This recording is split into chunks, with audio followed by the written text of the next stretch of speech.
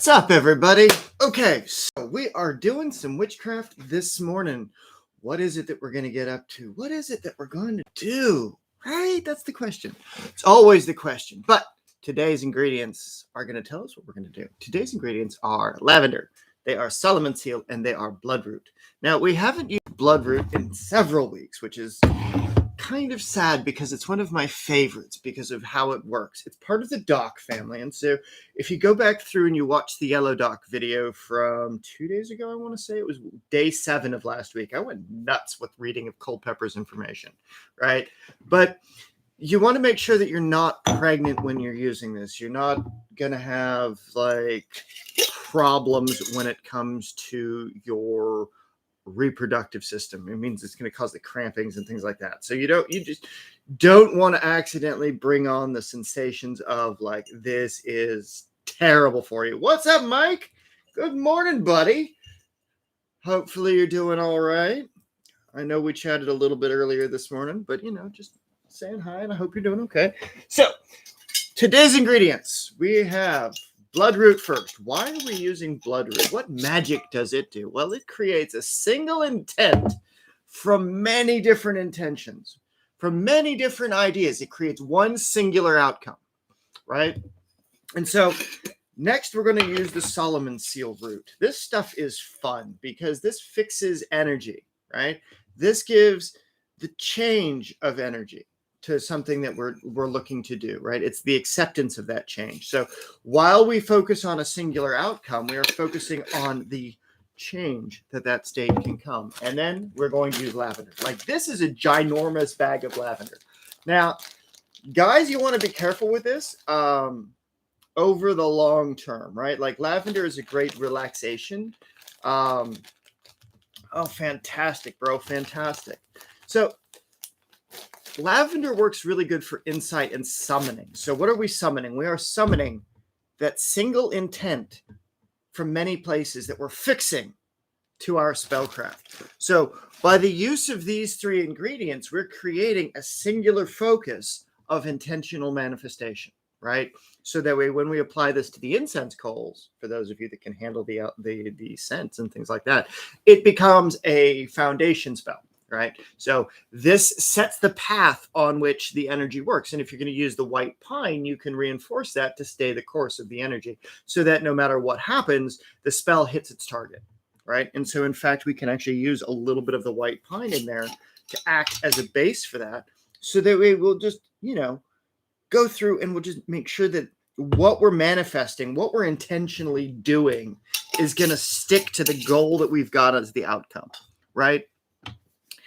And so as you grind this sucker up, you've got to think, all right, so what is your use of this going to be? Mine is I found U.S. grant writing services, right? And building out the academy in a physical location is my goal. And so all of my time and resources have been put into developing the lesson structures, the mentorship processes, the ideas, and building out a community digitally. So that way, when there is something for in-person, there is a place for them to go, that there's a place to travel to. So that way we can create an international community. I was talking to some folks in Canada yesterday that were practicing long-term practitioners of witchcraft, right? And it's like, well, if we could get a sister academy going up in Canada simultaneously as we do the one here in the States, like that would just be fantastic. But this spell is designed for, in this case, opening up and finding the right opportunities and to get those opportunities accepted, right? Because the 501c3 is a charity organization, it would be nice if I could find a grant writing or a grant writer or a grant provider that would allow me to use this for infrastructure management and development. So that way I get to use social services to create more social services. Right. And I can dedicate myself to that path. However, if that doesn't happen, I'm still funding this thing out of my own pocket anyway. And then it's going to be a thing. But I found a place. Oh, it's beautiful. Mike's seen it. I sent him a link to it. It's like, we have got to get this place. It is so fantastic. Anyway, so that's what I'm doing the spell a day for. And that's what I think I'm going to pull out the charcoal and get this sucker fired off because I'm right in the intentional space. I've talked about it. And now I'm going to release it. right? And so simple spell casting, it doesn't take much. It just takes a few herbs. It takes a little bit of time, and it's, it would be a really fantastic public tea room. Like we, have weekend workshops that the community could come to. We'd have a private club where people that are members can come to, an alumni's like bookshelves or all the books that they wrote. They come in, they speak, they teach, they train. It's the way that this can work. And so it's just absolutely astounding what becomes viable under the right conditions. And so you want to make sure that you're being safe when it comes to your herbs and your lighting of things on fire, right? And so once your coal starts smoking, it's give it a minute or so, and then the sparks will light the whole thing up. Once that's done, I'll put the stuff on the coals, and we can have a little bit more of a chat about the different herbs and stuff that we're going to use this week. So each week I choose about 15 different herbs, give or take. That way there is a variety of opportunity that we can go through and we can use, and none of the herbs that I use are duplicated in the same week. Yes, they're duplicated in different weeks, but they're not duplicated in the same list for the same week, right? At least not intentionally, like not to create the same spell in the same way, right? So that way I don't accidentally duplicate 105 different spells over the 15 weeks that are planned for this challenge, right? And so we've got Black Walnut this week. We've got Solomon Seal. We've got the Fly Agaric again. We've got the Ginseng. We've got some Amber. We've got Lavender, Blessed Thistle. We're going to use the Moonwort this week. We've already used the Yellow Dock, the Dragon's Blood. Today's the Bloodroot, Damiana, Yarrow, and White Pine. And so all of those are included in these ingredients. And each of those have a very specific kind of magic that they're responsible for. Some discharge negativity, some create manifestation of your desires. And so that way you can purge the negativity behind the thing that you want to do, right? And so there's the spell of truth that I use, and it's quite interesting how it occurs when used in conjunction with the individual.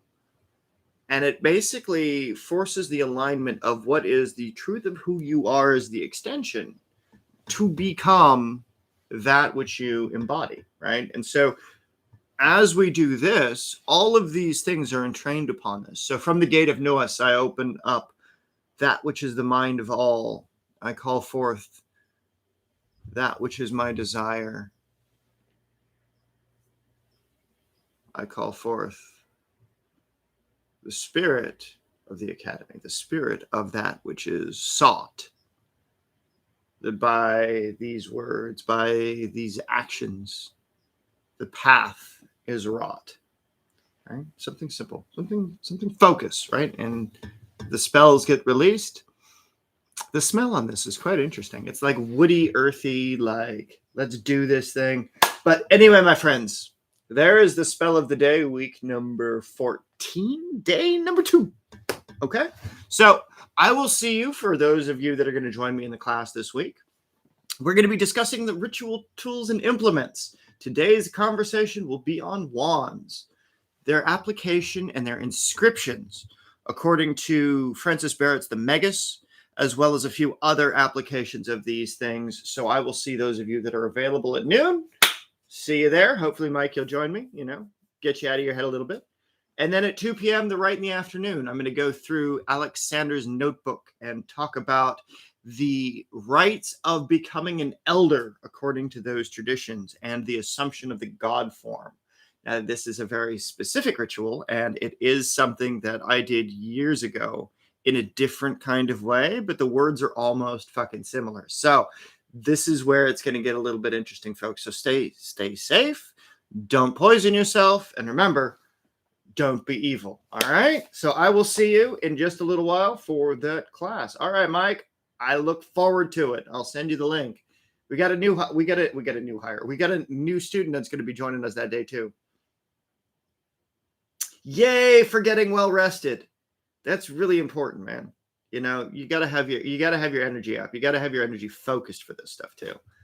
So I hope that, I'll see you soon. And to everybody else, be safe, y'all. Bye for now.